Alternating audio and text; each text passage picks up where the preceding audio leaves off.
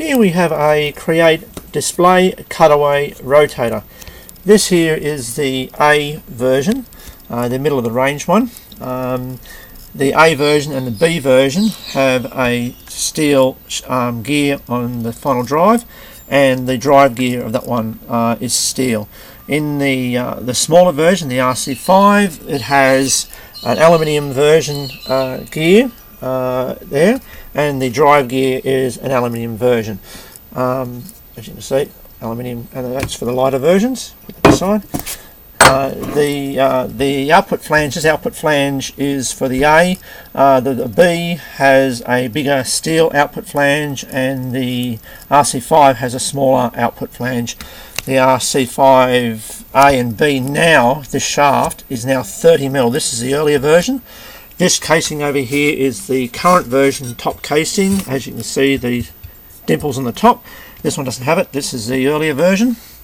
And basically, yeah, we'll pop the I'll turn this around for you. There we go. This is a cutaway that I did in the back, so we can visually see what's going on. So there's a bit of a cutaway. You can see this is use this mainly for alignment. This rotator, or top casings and whatnot, use it for alignment and setting up. So we're just taking them apart. That's why there's a bit of a hole in there. So we'll take the top output flange on there. You see there's a big keyway in this. In the later versions, there's twin keyways in these. So yeah, that's best to cut away. And we just pop the top casing off, and as you can see, everything's all pretty well close tolerances here. So there we go, and there's the holes in there that I've put away for setting up. And this is the final drive and the output shaft. We'll just pop that out. Sit in the back over here. And this shows you more of what the internals look like. So first off, we have the motor, which sits horizontally, and then it just goes into the coupling, this coupling here, and then it goes into the worm gear, which then goes onto the worm wheel. And being the fact that it is a worm, you can't turn it back on itself. The only way to drive it is with driving forward. And this is the steel gear here for the drive gear.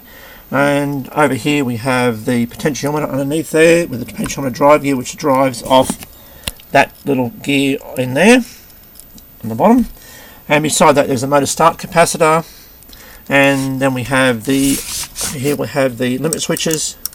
The limit switches are activated on this one by a little pin up in the corner there, and on the other one, on the aluminium version, it's actually quite substantial, bit of a raised knock bar in there in the moulding. Okay, so there we go.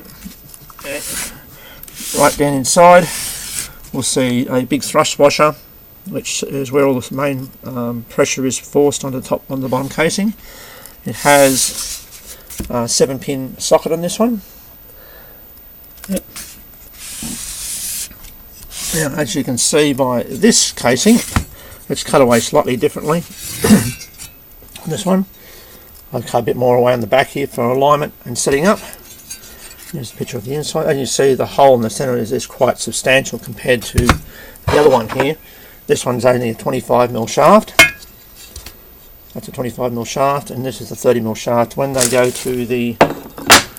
to use the smaller RC5 one, they put an adapter in here, which is a nylon bush. So yeah, so the motors are different for each model. This being the A model, the RC5 model has a slightly smaller motor, and the B model has a slightly bigger motor again. And the B model has twin capacitors, one sitting there and one sitting underneath there for drive. So yeah, there we go. So you can see when we drive it around, you see the gears turn, and it's all geared down pretty well and has very little backlash. So yeah, and this is the worm wheel chamber. This is actually normally full of grease. I've put on a Lexan clear cover to show the workings and whatnot. So yeah, there we are. What else can I say about this? They're a bloody good rotator, and yeah. There you go. We have a quick run over of the RC5A display cutaway rotator. Thank you very much.